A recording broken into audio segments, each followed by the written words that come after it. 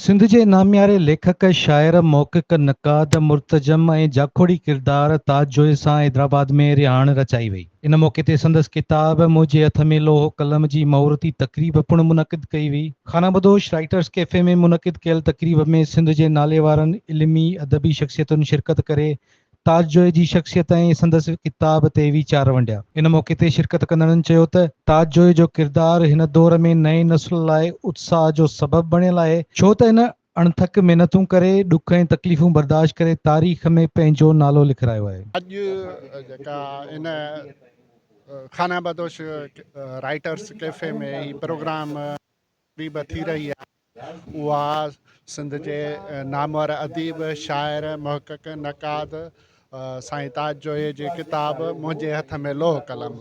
हीअ किताब टिनि वॾनि अदीबनि शाइरनि जे ख़तनि ते मुश्तमिल आहे, जंहिंमें बुखारीअ जा ख़त आहिनि, तनवीर अब्बासीअ जा ख़त आहिनि ऐं ज़ुल्फ़कार शाह राशिदीअ जा ख़त आहिनि, जिन ख़तनि जी तारीख़ी हैसियत आहे। ऐं उन में जेके तनवीर अब्बासीअ ताज जोए साहब ॾे सचल सरमस जे मेले जे सिलसिले में ख़त लिखिया आहिनि, त जेको आहे उन कमेटियुनि में कमु करण जे हवाले सां उन उहे ख़त लिखिया आहिनि जेके उन किताब में मौजूदु आहिनि।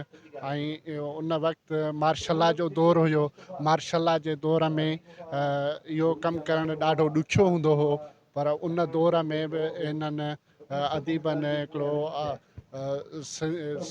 सिंध जे तहज़ीब ॿोलीअ ऐं तमंदुनि जे लाइ कमु करे ऐं हिकिड़ो अदब जो मान मथां कयो आहे ऐं अदब में उन्हनि हिकिड़ो स्पेस ॾिनो आहे। मुख़्तसिर तक़रीब चइजे त ताज साहब जी सालगिरह जे हवाले सां ऐं उन्हनि खे भेटा ॾियण लाइ उन्हनि सिंधी अदबी संगत जा दोस्त, उन्हनि जा पंहिंजा ज़ाती दोस्त हिते गॾु थिया आहिनि ऐं तमामु शानदार नमूने सां प्रोग्राम थियो आहे। त ताज साहब जी शख़्सियत आउं सम्झां थी त उहा अञा घणो उन खे ॾियणु घुरिजे, मान अञा वधीक वॾो प्रोग्राम हुअणु घुरिजे ऐं हुकूमत जी सतह ते बि हुअणु घुरिजे, छो त उन्हनि जेको कुझु सिंधी अदब लाइ कयो आहे उन जेतिरो कमु कंहिं बि न कयो आहे।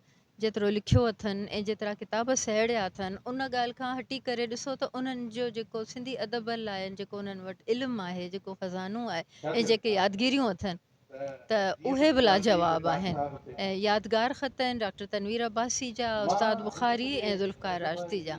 मुख़्तसिर किताब आहे पर तारीख़ी अहमियत रखंदड़।